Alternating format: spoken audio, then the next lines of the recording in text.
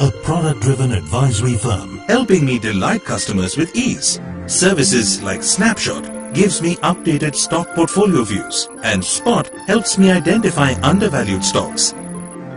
Similarly, with Portfolio Scanner, I am able to scan and spot weaknesses in the portfolios, helping clients maximize their results and beat the market. Call our trusted advisors today.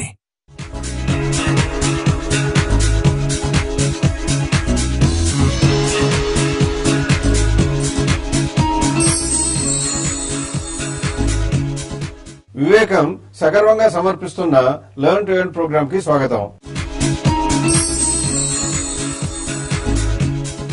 గడిచిన కొన్ని ఎపిసోడ్లోనే కనుక మనం పరిశీలించినట్లయితే save చేయడం చాలా ముఖ్యమని తెలుసుకున్నాం.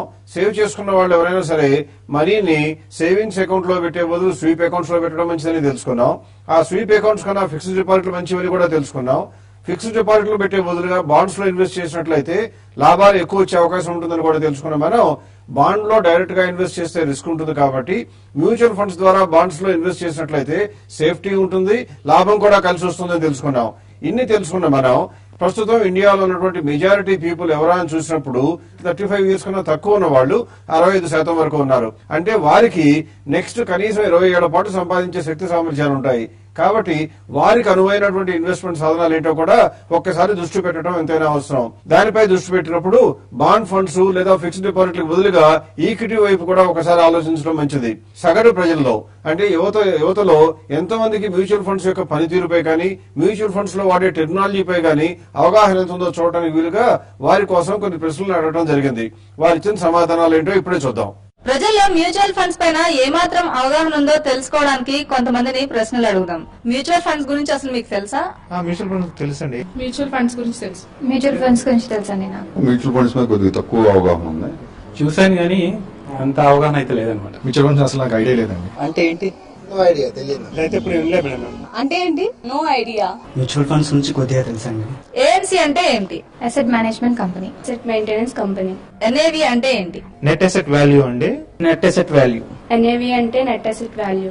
Mutual fund scheme లో పోర్ట్ఫోలియోని ఎవరు డిసైడ్ చేస్తారు? తెలియదండి. Portfolio managers and fund managers అంటారండి వాళ్ళని. పోర్ట్ఫోలియోను ట్రస్ట్ డిసైడ్ చేస్తారు. బాండ్స్, సెక్యూరిటీస్ లో ఇన్వెస్ట్ చేసే ఫండ్ స్కీమ్ పేరేంటి? పెద్దగా ఐడియా లేదండి. అది డెట్ ఫండ్స్ అనుకుంటున్నాను. దాంట్లో అయితేనే బాగుంటుందండి. పెద్దగా ఐడియా లేదండి.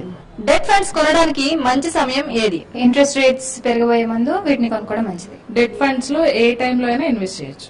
ఇంట్రెస్ట్ రేట్స్ తగ్గేటప్పుడు ఇవి కొనుక్కోవడం మంచిది. ఎప్పుడైనా కొనుక్కోవచ్చు అండి. చూసారుగా మ్యూచువల్ ఫండ్స్ పైన ప్రజల్లో ఉన్న అవగాహన. ఇది ఓవర్ టు స్టూడియో. అంటే మనం అర్థం చేసుకోవాల్సింది ఏంటంటే సగటు మానవుడికి లేదా సగటు ప్రజలకి ఇంకా మ్యూచువల్ ఫండ్స్ పై పూర్తిగా అవగాహన రాలేదు అని అర్థమవుతుంది. మ్యూచువల్ ఫండ్ అనగానే చాలా మంది అబ్బా ఇది బోరింగ్ సబ్జెక్ట్, చాలా కాంప్లికేటెడ్ కదా అని అనుకుంటారు. కానీ వీటిని అర్థం చేసుకోవడం నిజానికి చాలా తేలిక. మనలాంటి ఇన్వెస్టర్స్ అంతా తమ సేవింగ్స్ ను ఒక్క చోటికి చేర్చితే అదే మ్యూచువల్ ఫండ్ క్రియేట్ అవుతుంది. ఆ డబ్బుని గోల్స్ ప్రకారం మేనేజ్ చేయడానికి స్పాన్సర్స్ ఒక అసెట్ మేనేజ్మెంట్ కంపెనీని స్థాపిస్తారు. మన మనీని మేనేజ్ చేయడానికి ఏఎంసీలో మార్కెట్ ఎక్స్పర్ట్స్, ప్రొఫెషనల్స్ చాలా మంది ఉంటారు. వీరినే ఫండ్ మేనేజర్స్ అని అంటారు. మనం ఇన్వెస్ట్ చేసే డబ్బును మన గోల్స్ కు తగ్గట్టుగా ఫండ్ హౌస్ లు ఆఫర్ చేసే వివిధ రకాల స్కీమ్ లో ఇన్వెస్ట్ చేయవచ్చు. ఉదాహరణకి కొన్ని స్కీమ్స్ కేవలం లార్జ్ క్యాప్ స్టాక్స్ లోనే ఇన్వెస్ట్ చేస్తాయి. ఇంకొన్ని మిడ్ క్యాప్స్ లోను, ప్రభుత్వ బాండ్స్, ఫిక్స్డ్ ఇన్కమ్ ఇన్వెస్ట్మెంట్ సాధనాల్లో పెట్టుబడి పెడతారు. సెట్ చేసిన గోల్స్ ప్రకారం మ్యూచువల్ ఫండ్స్ మేనేజర్స్ ఒక్కో స్కీమ్ లో తమ దగ్గర పోగైన మొత్తాన్ని ఇన్వెస్ట్ చేస్తారు. అంటే మనందరి ఫండ్ ను మేనేజ్ చేయడానికి అవసరమైన అన్ని ఇన్వెస్ట్మెంట్ డెసిషన్స్ వీళ్లే తీసుకుంటారు. ఇన్వెస్టర్ల సేఫ్టీని కాపాడడానికి ఫండ్ యాక్టివిటీస్ ని ఎప్పటికప్పుడు పర్యవేక్షించడానికి ట్రస్టీలుంటారు. వీరితో పాటు కస్టోడియన్స్ మన డబ్బును బాధ్యతగా చూసుకుంటారు. ఫండ్ కి చెందిన ఆస్తులన్నీ ఈ కస్టోడియన్ అధీనంలోనే ఉంటాయి. ఏఎంసీలు మనలాంటి వాళ్ళందరి దగ్గర నుంచి డబ్బును పోగు చేసిన తర్వాత ఫండ్ మేనేజర్ డెసిషన్ ప్రకారం షేర్లలోనూ, ఫిక్స్డ్ ఇన్కమ్ సెక్యూరిటీలోనూ పెట్టుబడి పెడతారు. మార్కెట్ లో సాధారణంగా వచ్చే హెచ్చుతగ్గుల బారి నుంచి తప్పించుకుని నష్టాలను తగ్గించుకునేందుకు వీలుగా ఫండ్ మేనేజర్లు వేర్వేరు రంగాల్లో ఇన్వెస్ట్ చేసి రిస్క్ ను డైవర్సిఫై చేస్తారు. ఇందువల్ల కొన్ని షేర్లు పనితీరు బాగాలేకపోయినా మరికొన్ని బాగుంటాయి కాబట్టి రిస్క్ తగ్గుతుంది. ఇప్పుడు మనం ఇన్వెస్ట్ చేసిన తర్వాత ఏమవుతుందో కూడా చూద్దాం. మనం ఇన్వెస్ట్ చేసిన మొత్తానికి సరిపడా మనకి యూనిట్లను కేటాయిస్తారు. మనకి ఎప్పుడు కావాలంటే అప్పుడు యూనిట్లను నగదుగా మార్చుకునేందుకు వీలుగా ఈ కేటాయింపు ఉంటుంది. మనకు డబ్బులు అవసరమైనప్పుడు ఆ రోజు ఎన్ఏవి అంటే నెట్ అసెట్ వాల్యూ ప్రకారం మన యూనిట్లను క్యాష్ చేసుకోవచ్చు. ఈ ఎన్ఏవి అంటే ఏంటి, దాని గురించి ఎందుకు తెలుసుకోవాలో కూడా ఇప్పుడు చూద్దాం. అన్ని ఖర్చులు పోను మిగిలిన ఫండ్ ఆస్తులన్నిటి మార్కెట్ విలువను ఆ ఫండ్ లో ఉన్న మొత్తం యూనిట్లతో డివైడ్ చేస్తే వచ్చేదే ఎన్ఏవి లేదా నెట్ అసెట్ వాల్యూ అంటాం. ఫండ్ అసెట్ ఆస్తుల విలువ 500 కోట్లుండి ఆ ఫండ్ లో 50 కోట్ల యూనిట్లు ఉంటే 500 కోట్లని 50 కోట్ల యూనిట్లతో డివైడ్ చేస్తే యూనిట్ ఎన్ఏవి 10 రూపాయలవుతుంది. అదే ఫండ్ ఆస్తుల విలువ 550 కోట్లు ఉంటే 50 కోట్ల యూనిట్లతో డివైడ్ చేసి వచ్చిన 11 రూపాయలను ఎన్ఏవిగా చెప్తారు. మీ మ్యూచువల్ ఫండ్ మార్కెట్ వాల్యూ తెలుసుకోవాలంటే మీరు మీ దగ్గర ఉన్న యూనిట్లను ఆ రోజు ఎన్ఏవితో మల్టిప్లై చేస్తే చాలు, మీ ఫండ్ వాల్యూ ఎంతో తెలిసిపోతుంది. మ్యూచువల్ ఫండ్ లో మీరు ఒకేసారిగా గాని చిన్న చిన్న మొత్తాలుగా చాలా అనేక సార్లు గాని ఇన్వెస్ట్ చేయొచ్చు. అందుకే మ్యూచువల్ ఫండ్స్ చిన్న ఉద్యోగులకి, చిరు వ్యాపారులకి, వ్యాపారస్తులకి అందరికీ అందుబాటులో ఉన్నాయి. ఇండెక్స్ సగటు కన్నా ఎక్కువ సార్లు ఈ మ్యూచువల్ ఫండ్స్ తమ ఇన్వెస్టర్లకు మంచి లాభాలనే సంపాదించి పెడుతూ వస్తున్నాయి. ఈ రోజు నేను చేసే ప్రయత్నం ఏంటంటే, ఒకవేళ కనుక ఎవరైనా వ్యక్తి దాదాపుగా 1999 నుంచి 20 ఏళ్లు, 30 ఏళ్లు, 40 ఏళ్లు వెనక్కి వెళ్లే బదులుగా 2000 మొదట్లో నుంచి కనుక క్రమం తప్పకుండా ప్రతి సంవత్సరం 10,000 రూపాయలు సేవ్ చేస్తూ వచ్చినట్లయితే అదే అమౌంట్ ని ఎక్కడెక్కడ ఇన్వెస్ట్ చేయడానికి అవకాశం ఉందో చూడటం జరిగింది. అంటే బ్యాంకుల్లో ఫిక్స్డ్ డిపాజిట్ గా పెట్టుంటే ఎంత వచ్చి ఉండేది. అదే కనుక అదే 10,000 రూపాయలు బ్యాంకుల్లో పెట్టే బదులుగా ప్రతి సంవత్సరం కూడా క్రమం తప్పకుండా ఎంత బంగారం వస్తే అంత బంగారాన్ని 10,000 పెట్టి కొనుక్కున్నట్లయితే అతని పరిస్థితి ఈ రోజు ఎంత ఉండేదో కూడా చూడటం జరిగింది. అలాగే ఈ రెండింటితో పోటీగా ఒకవేళ కనుక అతని దగ్గర ఉన్న మొత్తాన్ని 10,000 రూపాయలనే కనుక ఈక్విటీ మార్కెట్ లో ఇండెక్స్ లో కనుక ఇన్వెస్ట్ చేసినట్లయితే అతని పెట్టుబడి ఏ రకంగా రూపాంతరం చెందేదో కూడా తెలుసుకునే ప్రయత్నం చేశాం. ఏప్రిల్ 1 కనుక మొదలు పెట్టినట్లయితే ప్రతి సంవత్సరం 10,000 ఏప్రిల్ 1 కనుక ఇన్వెస్ట్ చేశాడు. ఆ 10,000 రూపాయలు కనుక ఈ 3 సాధనాలు ఇన్వెస్ట్ చేస్తే ఎంతగా రూపాంతరం చెంది ఇవాళకి ఎంత ఉన్నాయో ఒక స్టడీ చేసావు. దాని గురించి వివరాలు ఒకసారి ఇవ్వగలవా? 10,000 రూపీస్ కనుక మనము ఎవ్రీ ఇయర్ క్రమం తప్పకుండా ఇన్వెస్ట్ చేసినట్లయితే బ్యాంక్స్ లో, ఇండెక్స్ లో అండ్ గోల్డ్ లో ఎలా అయ్యేదో ఒకసారి చూద్దాం. 2000 ఫైనాన్షియల్ ఇయర్ ఎండింగ్ అంటే 2000 మార్చ్ కి వచ్చేసరికి బ్యాంక్స్ లో ఇన్వెస్ట్ చేసిన 10,000 రూపీస్ 10,950 అయ్యేది. ఎందుకంటే అప్పుడు వచ్చే బ్యాంక్ లో ఇంట్రెస్ట్ రేట్ 9.5% కాబట్టి. అదే ఇండెక్స్ లో కనుక ఇన్వెస్ట్ చేసినట్లయితే 13,372 అయినప్పుడు గోల్డ్ లో మాత్రం 10,392 మాత్రమే అయింది. 2001 మార్చ్ నాటికి బ్యాంక్స్ లో అయితే 22,940 రూపీస్ అయింది. అదే ఇయర్ కేతన్ పరీక్ స్కామ్ కూడా జరిగింది కాబట్టి స్టాక్ మార్కెట్స్ లో చాలా స్లంప్ వచ్చింది. అలా స్లంప్ రావటం వలన ప్రైసెస్ కూడా తగ్గినాయి కాబట్టి మనం ఇన్వెస్ట్ చేసిన అమౌంట్, ఇండెక్స్ లో ఇన్వెస్ట్ చేసిన అమౌంట్ 16,842 రూపీస్ అంటే బ్యాంక్స్ కన్నా తక్కువగా ఉందన్నమాట ఆ ఇయర్. అదే గోల్డ్ లో 19,929 రూపీస్ అయింది. 2008 మార్చ్ నాటికి బ్యాంక్స్ లో ఇన్వెస్ట్ చేసిన మొత్తం 1,30,000 రూపీస్ అయినప్పుడు ఇండెక్స్ లో ఇన్వెస్ట్ చేసిన మొత్తం 3,82,000 అయింది. అదే ఇయర్ లో గోల్డ్ లో మనం ఇన్వెస్ట్ చేసిన అమౌంట్ 2 lakhs రూపీస్ అయింది. అంటే మనకి ఇక్కడ అర్థమైన విషయం ఏంటంటే ఇండెక్స్ లో ఇన్వెస్ట్ చేసిన అమౌంట్ బ్యాంక్స్ అండ్ గోల్డ్స్ కన్నా ఎంతో ఎక్కువ అన్నమాట. అదే 2008 చివరికి మనందరికీ తెలిసినట్టుగా వరల్డ్ మొత్తం ఫైనాన్షియల్ క్రైసిస్ వచ్చింది. దాని మూలన స్టాక్ మార్కెట్స్, ఫైనాన్షియల్ ఇన్స్ట్రుమెంట్స్ చాలా వరకు స్లంప్ అయ్యి ప్రైసెస్ చాలా పడిపోవడం జరిగింది. అయినా కూడా 2009 మార్చ్ నాటికి మనం ఇండెక్స్ లో ఇన్వెస్ట్ చేసిన అమౌంట్ 1,86,000 రూపీస్ 2009 మార్చ్ నాటికి బ్యాంక్ లో మాత్రం 1,52,000 రూపీస్ మాత్రమే ఉంది. అయినా గోల్డ్ అనేది ఆ టైంలో స్టేబుల్ గానే ఉంది కాబట్టి 2,43,000 రూపీస్ ఉందన్నమాట. కానీ ఫైనాన్షియల్ క్రైసిస్ వచ్చినప్పుడు ప్రపంచం మొత్తం మీద గోల్డ్ కి డిమాండ్ ఎక్కువ అవుతుంది. అందుకనే గోల్డ్ లో మనం ఇన్వెస్ట్ చేసిన అమౌంట్ 2,43,000 రూపీస్ దగ్గర ఉంది. అదే 2015 మార్చ్ నాటికి బ్యాంక్ లో ఇన్వెస్ట్ చేసిన అమౌంట్ ఏమో 3,32,000 రూపీస్ అయినప్పుడు ఇండెక్స్ లో మనం ఇన్వెస్ట్ చేసిన అమౌంట్ 6,43,000 అయింది. ఆ సేమ్ ఇయర్ నాటికి గోల్డ్ లో 5,09,000 రూపీస్ అయింది. యాజ్ ఆఫ్ నౌ మనం 99 లో స్టార్ట్ చేసి ఇప్పుడు దాకా ఎవ్రీ ఇయర్ 10,000 రూపీస్ సేవ్ చేస్తూ వచ్చాం కాబట్టి అంటే టోటల్ గా 17 ఇయర్స్ సేవ్ చేసాం అనమాట. Or 1,70,000 rupees. ఈ 1,70,000 రూపీస్ బ్యాంక్స్ లోనేమో మనకి 3,90,000 రూపీస్ గా అయ్యేది. అదే ఇండెక్స్ లో మాత్రం 6,60,000 రూపీస్ అండ్ గోల్డ్ లో మాత్రం 6,17,000 రూపీస్ గా అయినాయి. అంటే ఇవన్నీ చూసినా కూడా మనకు అర్థమైంది ఏంటంటే ఇండెక్స్ లో ఇన్వెస్ట్ చేసినట్లయితే మనకి గోల్డ్ కన్నా బ్యాంక్ కన్నా కూడా ఎక్కువ రిటర్న్స్ వచ్చినాయి అనమాట. పర్సంటేజెస్ గనక చూసినట్లయితే బ్యాంక్ లో మనకు వచ్చిన రిటర్న్ ఇస్ ఈక్వలెంట్ టు 8.98%. అదే గోల్డ్ లోనేమో 13.71% అండ్ ఇండెక్స్ లో అయితే అన్నిటికన్నా ఎక్కువగా అంటే ఈ రెండింటికన్నా ఎక్కువగా 14.38% రిటర్న్ వచ్చింది.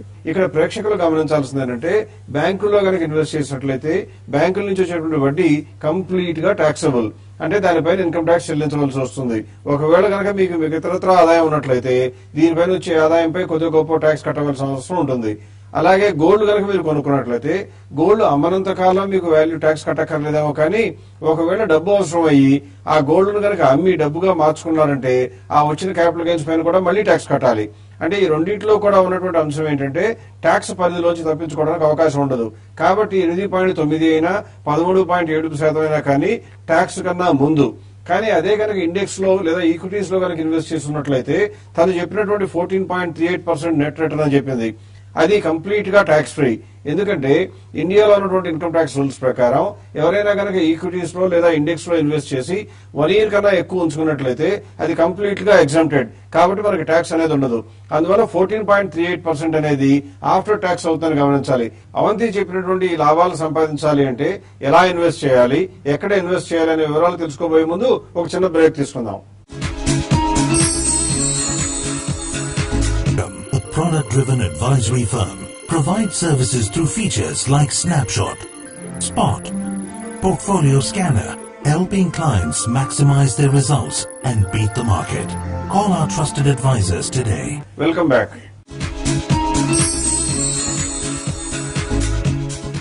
ఇండియాలో ఉన్నటువంటి ఇన్కమ్ ట్యాక్స్ రూల్స్ ప్రకారం ఎవరైనా కనుక ఈక్విటీస్ లో లేదా ఇండెక్స్ లో ఇన్వెస్ట్ చేసి 1 ఇయర్ కన్నా ఎక్కువ ఉంచుకున్నట్లయితే అది కంప్లీట్ గా ఎగ్జామ్టెడ్, కాబట్టి మనకి ట్యాక్స్ అనేది ఉండదు.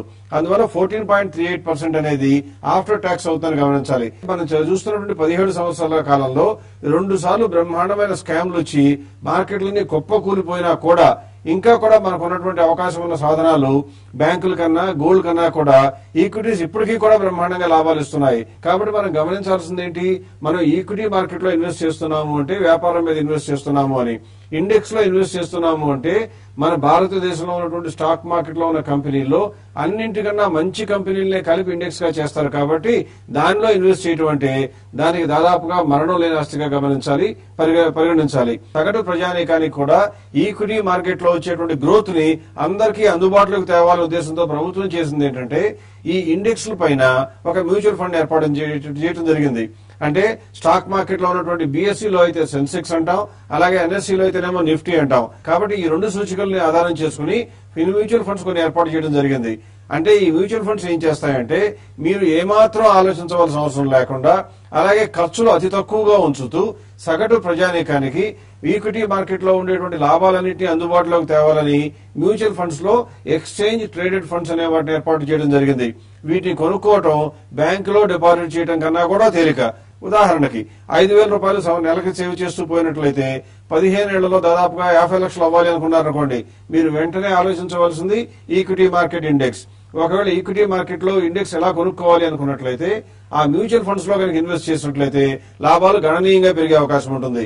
ఇక్కడ ఇదంతా కూడా 14% వచ్చింది కదా, నిజంగా వచ్చే అవకాశం ఉందా లేదా అని గమనించాలి అంటే లాస్ట్ 5 ఇయర్స్ లోనే చూద్దాం. అంటే ఇండెక్స్ ఫండ్స్ అనేవి బాగా పాపులర్ అయింది లాస్ట్ 5 ఇయర్స్ లో. కాబట్టి ఈ లాస్ట్ 5 ఇయర్స్ లో ఇలా ఇండెక్స్ ఫండ్స్ లో కనుక ఇన్వెస్ట్ చేసినట్లయితే అంటే 5 ఇయర్స్ బ్యాక్ అంటే దాదాపుగా 2011లో కనుక ఇన్వెస్ట్ చేసినట్లయితే మనకి ఎంత లాభం వచ్చి ఉండేదో కూడా చూడటానికి ఒక ఎగ్జాంపుల్ తీసుకుని అంటే ఒక అనాలిసిస్ చేయడం జరిగింది. ఆ అనాలిసిస్ ప్రకారమే కనుక చూసినట్లయితే ప్రస్తుతానికి మనకు ఉన్నటువంటి అందుబాటులో ఉన్న కోటక్ అనేటువంటి సంస్థ mutual funday Kotak Nifty ETF అంటే Kotak Nifty exchange traded fund అని ఏర్పాటు చేయడం జరిగింది. అందులో కనుక ఇన్వెస్ట్ చేసినట్లయితే లాస్ట్ 5 years లో సంవత్సరానికి 14.6% చొప్పున ఆఫ్టర్ ట్యాక్స్ ఏ మాత్రం ట్యాక్స్ చెల్లించవలసిన అవసరం లేకుండా లాభం సంపాదించి పెట్టింది. అలాగే కోటక్ సెన్సెక్స్ కనుక అయినట్లయితే 14%, Birla Sun Life Nifty exchange traded fund అయితేనేమో 13.8%, క్వాంటమ్ ఇండెక్స్ ఫండ్ అయితే 13.8%, రిలయన్స్ ఇండెక్స్ ఫండ్ నిఫ్టీ ఏమో 13.1%.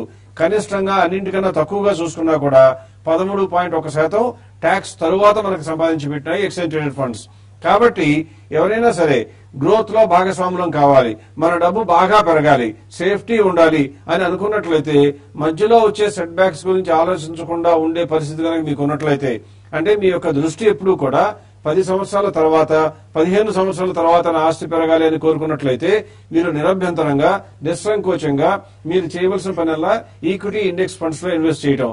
అలా ఇన్వెస్ట్ చేసినట్లయితే మీకు డెట్ ఫండ్స్ కన్నా లాభం ఎక్కువ వస్తుంది, ఫేవరబుల్ గా ట్యాక్స్ ట్రీట్మెంట్ వస్తుంది, మీ ఆస్తి పెరుగుతుంది, సమాజంలో మీ యొక్క స్థాయి కూడా ఉన్నత స్థాయికి చేరడానికి అవకాశం ఉంటుంది.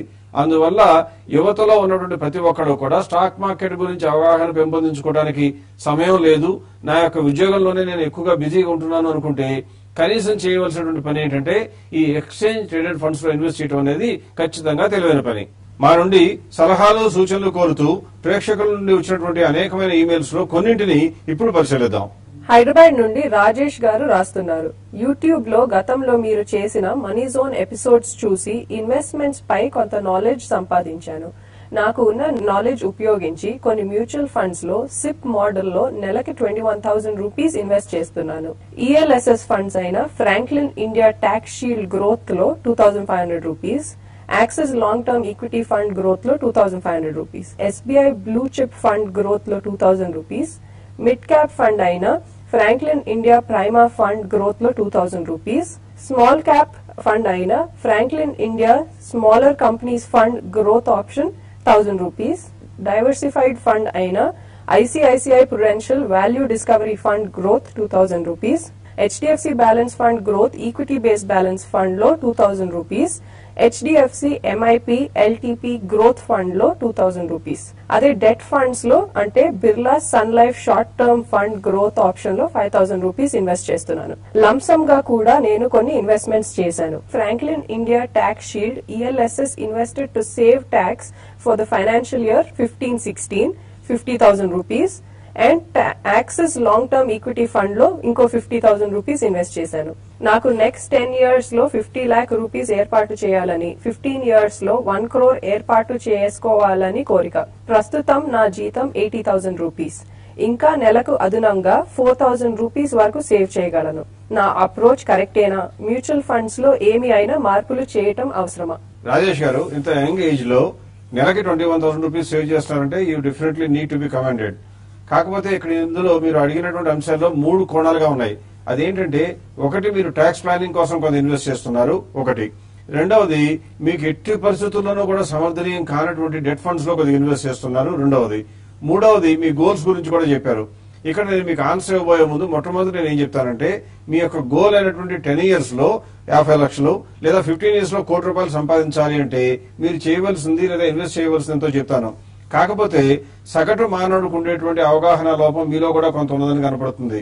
ఎందుకంటే మీరు 50 లక్షలు పోగు చేయాలి అన్నారు 10 సంవత్సరాల చివరికి. అంటే మీరు బహుశా 50 లక్షల రూపాయలు పెట్టి వాళ్ళు కొనుక్కోగలిగిన ఆస్తి ఏదో చూసి దానికోసం 50 లక్షలు పోగు చేయాలనుకుంటున్నారు. కానీ దురదృష్టవశాత్తు మీరు 10 సంవత్సరాలు అయ్యేటప్పటికి ఆ ఆస్తి విలువ కూడా ఇన్ఫ్లేషన్ తో సమానంగా విపరీతంగా పెరిగిపోయి మీరు 50 లక్షల రూపాయలు మీకు పోగుపడేటప్పటికి ఆ వస్తువు 50 లక్షల రూపాయలు మీకు దొరకదు. అలాగే 15 సంవత్సరాల ఆఖరికి మీరు ఇవాళ 1 కోటి రూపాయలు పెట్టి చూసిన వస్తువు 1 కోటి రూపాయలకే దొరకదు.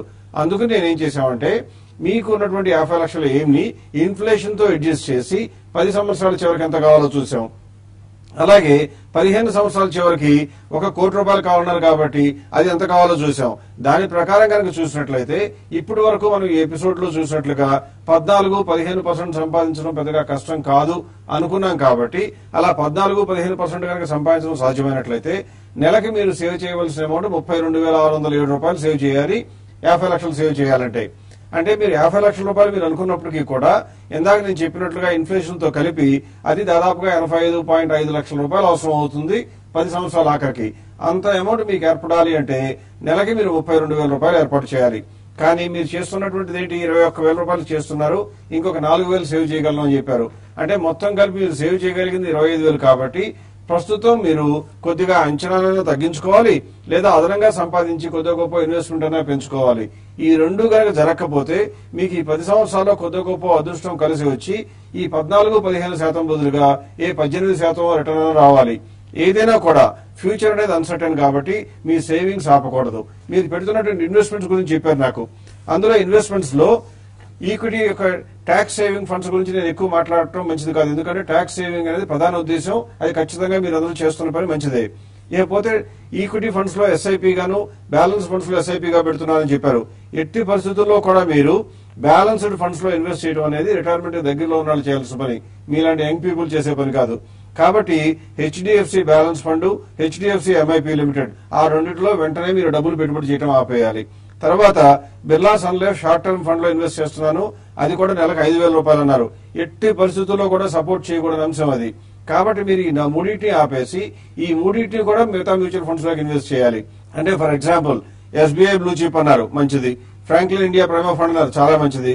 అలాగే Franklin India smaller companies fund అన్నారు, అది కూడా మంచిదే.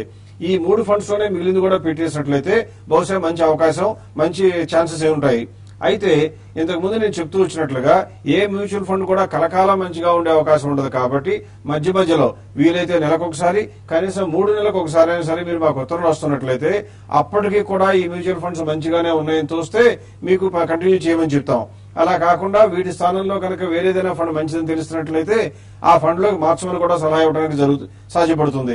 డెట్ ఫండ్స్ కన్నా ఈక్విటీ ఇండెక్స్ బెటర్ అని, ఈక్విటీ ఇండెక్స్ లో ఇన్వెస్ట్ చేయాలి అంటే ఎక్స్చేంజ్ ట్రేడెడ్ ఫండ్స్ అనేవి మ్యూచువల్ ఫండ్స్ నిర్వహిస్తుంటాయని, వాటిలో ఇన్వెస్ట్ చేయడం ద్వారా మనం కోరుకున్న లక్ష్యాలు సాధించడం పెద్దగా కష్టం కాదు అని తెలుసుకున్నాం. మనం రాబోయే ఎపిసోడ్ లో మ్యూచువల్ ఫండ్ హౌసెస్ నుండి రిప్రజెంటేటివ్స్ ని పిలిచి వారి యొక్క ఫండ్స్ లో యొక్క ప్రత్యేకత ఏంటి, వారి యొక్క అప్రోచ్ ఏమిటి తదితర వివరాలు సేకరించడానికి ప్రయత్నం చేద్దాం.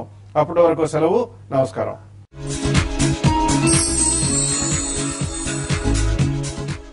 Vivekam, a product-driven advisory firm, helping me delight customers with ease. Services like Snapshot gives me updated stock portfolio views, and Spot helps me identify undervalued stocks. Similarly, with Portfolio Scanner, I am able to scan and spot weaknesses in the portfolios, helping clients maximize their results and beat the market.